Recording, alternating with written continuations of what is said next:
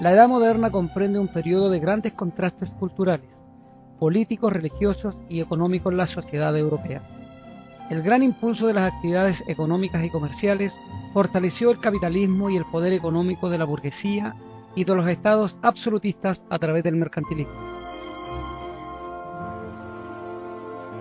El absolutismo es el aumento del poder de los reyes autoritarios, es decir, el rey logra un poder total y absoluto, nadie es igual a su persona, solo Dios está sobre su poder. El Estado y la persona del rey son la misma cosa. Toda persona debe rendirle cuentas y explicaciones al rey, y el rey solo a Dios. Esto significa que su poder soberano es de origen divino. Por lo tanto, el poder del Estado debe estar en las manos de una sola persona. Paralelo al desarrollo político, económico, comercial, las ciencias estaban evolucionando considerablemente en sus técnicas de investigación. Antes que terminara el siglo XVII, año 1600, la ciencia natural había logrado tantos avances teóricos como prácticos que logró alcanzar mayor relevancia, más que cualquier otra forma de pensamiento en este periodo de la Edad Moderna, generándose las bases del siglo de las luces, es decir, la confianza y la fe absoluta en la razón o pensamiento empírico. El arte barroco constituye una ruptura definitiva con el clasicismo del arte renacentista. Es una respuesta al lenguaje clásico que ya había puesto en valor el manierismo, pero que ahora se amplifica exagerando la expresión artística hasta límites extremos. Se recargan las decoraciones, se agitan las composiciones, se quiebran los ideales de proporción y equilibrio y se generaliza el artificio y la desmesura. Es un arte contradictorio, variado, idealista, grandilocuente y sobre todo un arte de la apariencia, que por eso mismo asume una expresión escénica y teatral que hace buena su premisa fundamental. Esse est percipi, lo que parece es.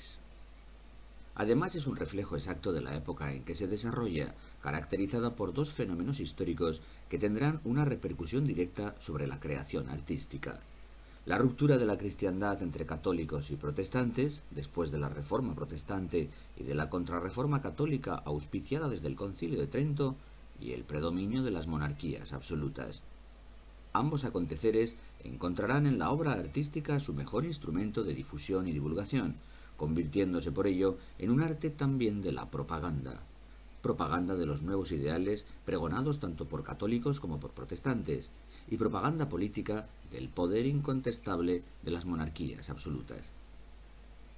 Italia mantiene la inercia del liderazgo artístico que había asumido durante el Renacimiento, y de ahí que el barroco italiano siga siendo una referencia de primer orden y que sus artistas sigan asumiendo un protagonismo de carácter universal. No obstante, el contexto histórico en el que se desarrolla el barroco se extiende por toda Europa, y por ello se generaliza el uso del arte como arma arrojadiza entre católicos y protestantes y como argumento político de los reyes absolutos, por lo que no debe de extrañar que el arte barroco se generalice por todo el continente de forma mucho más amplia que lo había hecho el Renacimiento. La arquitectura barroca evoluciona desde las últimas propuestas manieristas fomentadas por la Contrarreforma hasta una formulación arquitectónica que pretende crear edificios de carácter propagandístico y de concepción espacial unitaria. El valor propagandístico convierte los edificios en escenarios, lo que explica la exageración decorativa en fachadas, capillas interiores y retablos, donde el papel de la escultura y de la pintura es primordial. Ese valor propagandístico requiere unidad de espacio porque exige la total integración de todo el escenario en un único espacio visual. Esto explica el éxito de las plantas centralizadas, subrayadas en su unidad por el efecto lumínico y arquitectónico que ofrece la construcción de grandes cúpulas. Las plantas centralizadas presentan múltiples versiones, circulares, elípticas, octogonales, de cruz griega, pero eso sí, evitando siempre la sensación de armonía de las plantas centralizadas de la arquitectura clásica. Por otro lado, en el arte barroco, el espectador se convierte en un protagonista más de la obra artística, y de ahí que la arquitectura trate de integrarlo en su escenografía, captando su atención. Por ello se plantea como una arquitectura móvil, de paredes ondulantes y formas cóncavo-convexas, de juegos de luces provenientes de múltiples focos, y, por supuesto, de una decoración intrincada y agobiante que en conjunto sometan al espectador a una tensión continua. Dos figuras son determinantes en el protagonismo del barroco italiano en arquitectura y en su proyección sobre toda la arquitectura europea posterior: Gian Lorenzo Bernini y Francesco Borromini, aunque podrían añadirse otros nombres igualmente importantes, como Baldassare Longena o Carlo Maderno. En el resto de Europa, el barroco de propaganda regia tiene su mejor ejemplo en Francia y en su obra más descomunal, el Palacio de Versalles. En Inglaterra se deja sentir todavía el peso de la influencia clásica, y más concretamente con la huella dejada por la obra de Palladio, lo que daría lugar al neopalladianismo inglés, que tendría su primer mentor en el arquitecto Inigo Jones. Si bien la obra más conocida del barroco británico es la Catedral Católica de San Pablo de Londres, diseñada por Christopher Wren. En los países germánicos, el barroco ampuloso y grandilocuente arraiga con mayor firmeza, hasta constituirse en un anticipo del rococó alemán, caracterizado por su paroxismo ornamental. Destaca principalmente la iglesia de San Carlos de Viena, levantada por Johann Bernhard Fischer von Erlach. En cuanto a la escultura, se debate entre la obra de tradición clásica que se desarrolla en Francia, la imaginería barroca española y el arte italiano de Bernini, que sin duda ejerce un ascendiente que eclipsa la obra desarrollada en otros lugares del continente. Lo mismo que la arquitectura, la escultura barroca tiene su origen en Italia, y también en esta faceta la influencia de un solo artista, de nuevo Gian Lorenzo Bernini, resulta casi decisiva, porque la importancia internacional de su taller permite considerarlo el auténtico difusor de la escultura barroca al resto de Europa.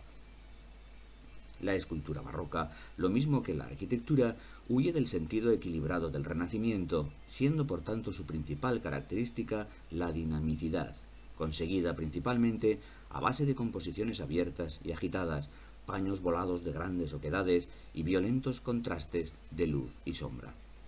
Y como ocurriera en la arquitectura, también en este caso el espectador forma parte del conjunto de la obra. Por ello, la característica primordial de la escultura barroca es su teatralidad. Ninguna obra de este periodo tiene valor plástico si la separamos del lugar para el cual fue concebida, en el cual cobra sentido al ser contemplada en relación a un espectador determinado. Puede decirse, por tanto, que la escultura barroca es siempre una representación, y que por esa misma razón la arquitectura se pone al servicio de la escultura, convirtiéndose así en su escenario.